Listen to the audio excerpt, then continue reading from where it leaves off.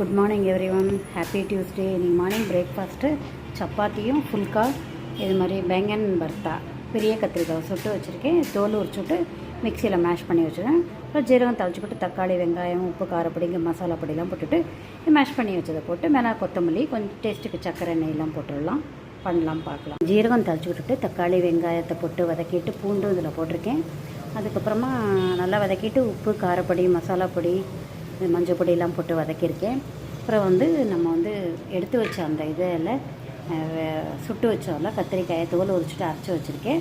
இதையும் இதில் போட்டுவிட்டு கொத்தமல்லி தூவிடலாம். சக்கரை போட்டிருக்கேன், டேஸ்ட்டு கொஞ்சம் நெய்யும் வச்ச பெங்கனையும் போட்டேன், வதக்கலாம். சூப்பரான பெங்கன் பருத்தை ரெடி எடுத்து கொத்தமல்லியும் எண்ணெயும் போட்டாச்சு.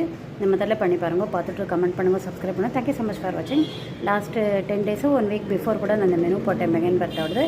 பார்க்காதவங்க பார்ப்பாங்கள்ல, அதனால தான் அகைன் அப்லோட் பண்ணுறேன். தேங்க்யூ ஸோ மச் ஃபார் வாட்சிங். அப்புறம் ரொட்டி சப்ஜி ரெடி ஆகிடுது.